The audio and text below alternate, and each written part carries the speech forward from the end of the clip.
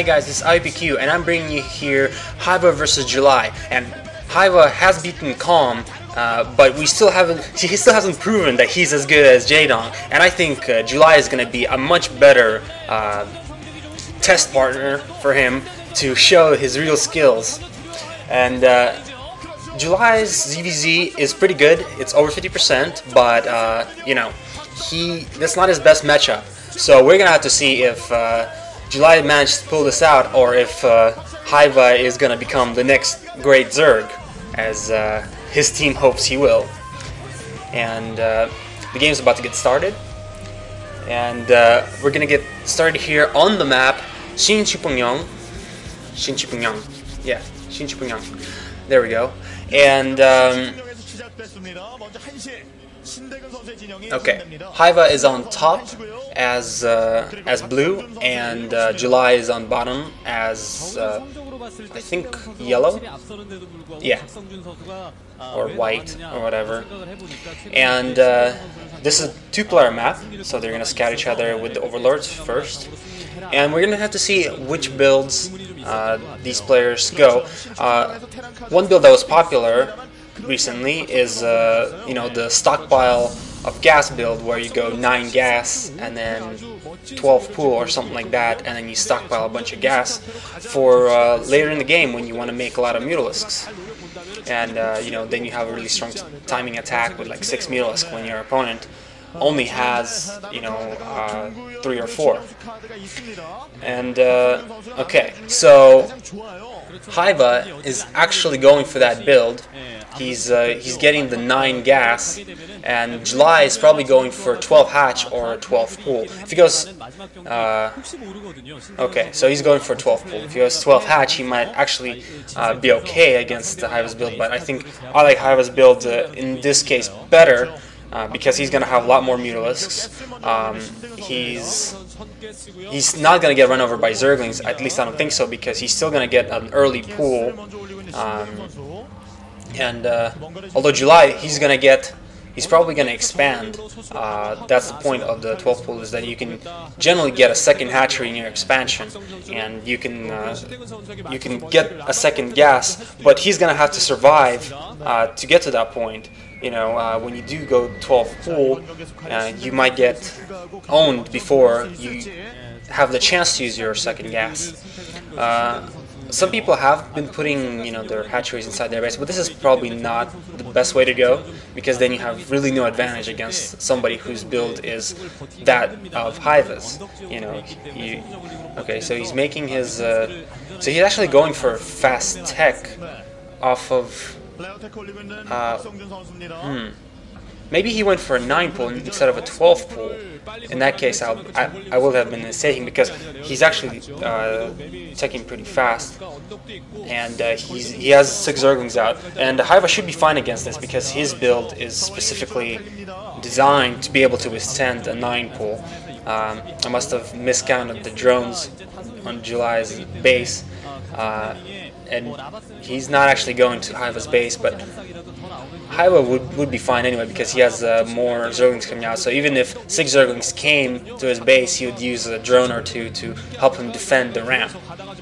So even though July Zerg is a few Zerglings ahead, but we'll see if Haiba manages to block this little attack right now, because he may have 2 Zerglings less. 8 to July Zergs, also 8, so never mind, they have the same amount. And he is gonna, okay, he's gonna block off his ramp with a hatchery, which is actually pretty interesting, because now he has a kind of a smaller ramp. So even if July Zerg manages to kill a few Zerglings, oh, another thing is you can mine the gas from there. Later in the game, he can plant the extractor and then mine the gas from there. Kind of it would be slightly less gas than the perfect distance, but you can do that in Zerg vs Zerg. So July Zerg is going for his expansion and kind of containing Haiba, but he's gonna have slightly less gas, so Haiba can go for extra Scourge or something. And okay, so now he drone drilled out of his ramp, and July Zerg just decided to run away because he had about the same amount of Zerglings. So there's not going to be a big confrontation. But let's see. July Zerg should have slightly less tech units coming out, and he's going to be vulnerable in that period. And, oh, is Haiva actually going to go in when his Zerglings are... Oh, Haiva's going in with the Zerglings. I don't think that's a good idea because he's losing this battle, and now July Zerg is up 4 Zerglings on him, and that was a misstep by Haiva because he did not have an advantage there. He did try to micro his way out, but July Zerg is already getting his second extractor, and Haiva is not getting his second extractor proxy style. So he's got, because he already has a lot of gas. So let's see what's going on here. Two sets of Scourge are coming out for July Zerg to try to hover over Haiva's hatchery and kill. Ooh, nice micro by Haiva. He actually managed to kill more Zerglings by pulling one Zergling out. And this Zergling should not kill a drone. That would be terrible.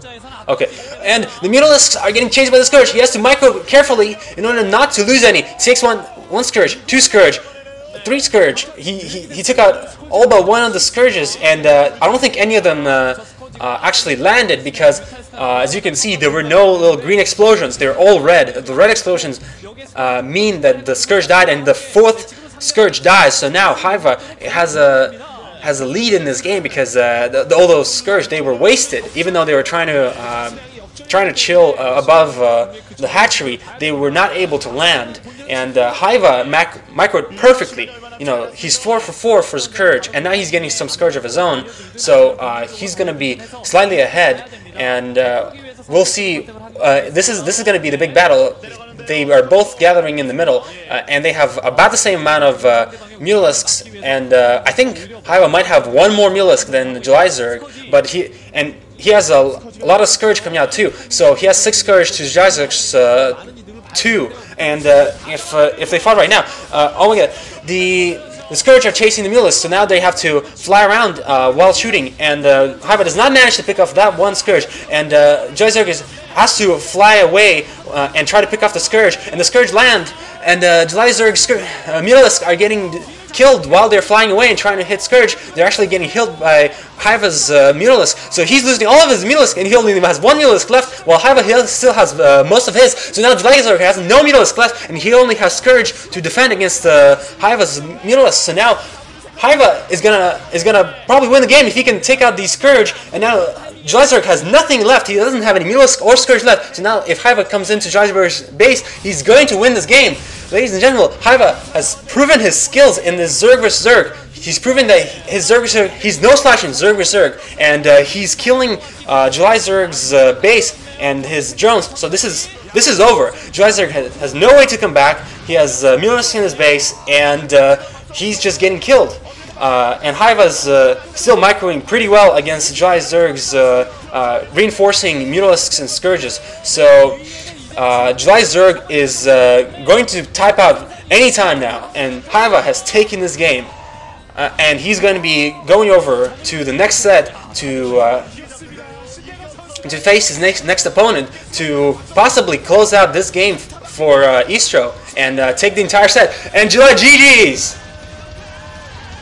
And we're going to be going on to the next set.